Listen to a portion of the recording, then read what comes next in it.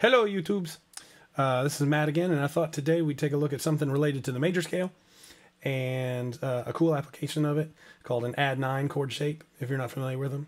I'm also going to be showing you two different fingerings for the major scale. One that you probably already know, the traditional one, and if you've never done any, I don't know, shredding or legato style playing, you may not know what's commonly referred to as a speed pattern. So let me show you that right now. Let me move this down here. All right, the traditional finger pattern, of course, for the major scale, and I'm going to do this. Let's go to G, I guess. Okay. Now I'm going to use my middle finger for this root note, G. That's the 3rd fret. I'm going to keep one finger per fret, which means anything in the 2nd fret, my pointer finger does. Anything in the 3rd fret belongs to this finger, and this guy, and this guy, in the 5th. Now what I'm going to do is I'm going to go middle G. And then on the next string, pointer middle pinky. Okay. On the next string, pointer ring pinky. All right. Now that's one octave. Now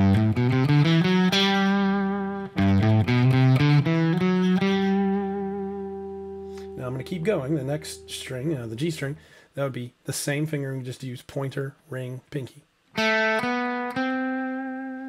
Now on the B string, I'm going to use my middle finger, pinky. High E string, I'm going to use my pointer finger, middle. Now that's a cool pattern to know. It's very, very, very useful.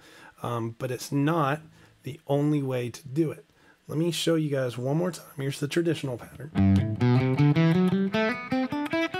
A little bit slower.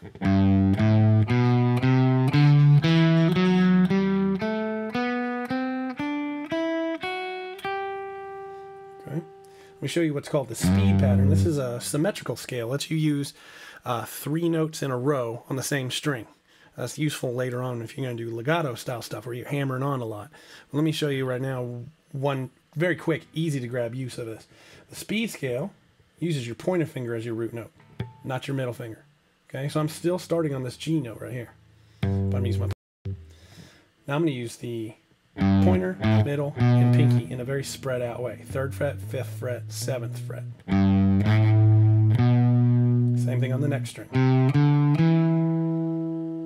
On the next string, I'm going to do 4th fret, 5th fret, 7th fret. So I'm not as spread out as I was. Now you may already notice we're doing things in little groups of 2. The first 2 strings were the same fingering. Next 2 strings are the same fingering. See that? It's one of the reasons why the scale is so fast. Now I'm going to go up to the 5th fret on my B string and finish it out. 5th fret, 7th fret with my ring finger, pinky right there for the 8th fret. So we have.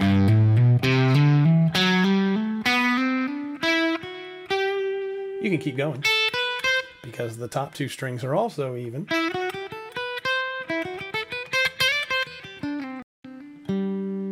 Okay. Now what does that do for you? Well, lets you hammer on, which by itself makes things go a lot faster.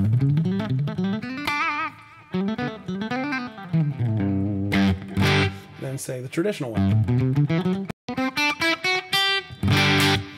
But it also lets you use shapes that I like to use, especially this one, the Add9 shape,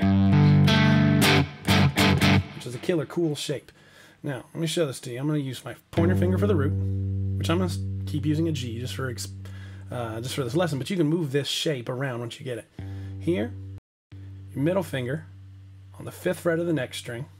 That's my 5th scale degree. If you remember, 1, 2, 3, 4, 5. So I'm using 1, 5, and I'm going to reach up here, pinky, and hit the 9th scale degree.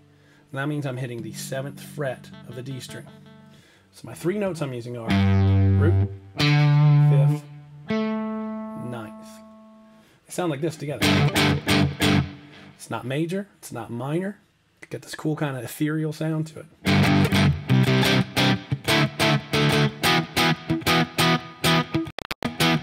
And because this is a mobile shape, because our instrument is good for things like that, unlike piano, once you learn this shape, man, boy, it is movable. Just keep the relationship between your fingers the same. You can start this on the low E string. Start this on the A string just as well. couple adjustments you can start on the other strings, but usually E and A are the ones that I end up using this on the most. So just pick a note like G, build my shape. Remember, I'm thinking speed scale here. 1, 2, 3, 4, 5, 6, 7, 8, 9. I'm thinking the speed scale. I'm thinking scale degrees. 1, 5, and 9. You probably hear this kind of sound in songs like Message in a Bottle.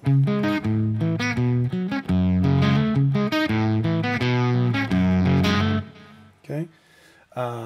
Joe Satriani had a whole song that was, I think the whole thing was Add9's.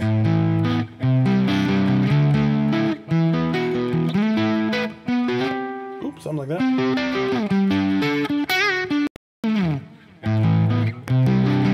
I have a song called Add9. If you look in my, channel right over there, somewhere, it's called Add9. There's a second version that has better sound, but I built the whole main riff off of that shape. Mine started on a B note, so the 7th fret of my low E string.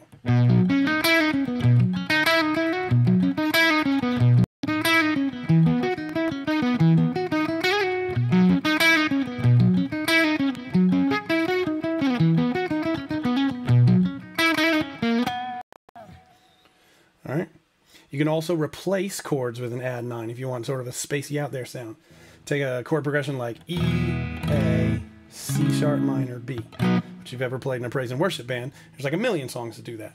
Pop music too. Let's take that C sharp minor, the 3rd chord, and instead of playing a C sharp minor bar chord, I'm going to play a C sharp Add9. So there's my spread out shape again. You got to get that shape in your head. That's the idea. There's my root. There's my 5th. There's my ring fingers just hanging around doing nothing. Sounds like this if you put it in there. Now I'm going to put in the Add9 instead. Okay.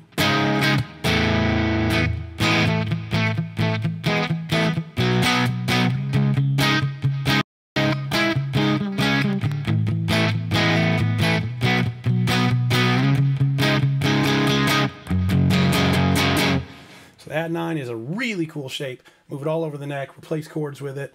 Or just come up with a song that's based around it. That's what I did with that Add9 song.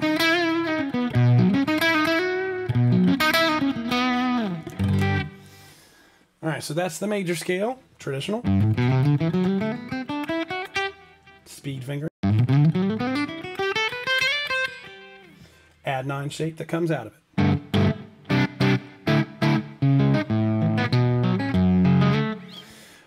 If you think you can do something cool with that, and I'm sure you can, click reply down there somewhere.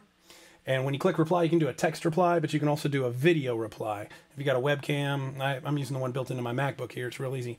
So, throw up a video response of you using Add9's in an interesting way. Maybe you can use them to write a whole song based around Add9's, or replace a chord in a chord progression using Add9's. That'd be pretty cool too. All right. See you, YouTubes.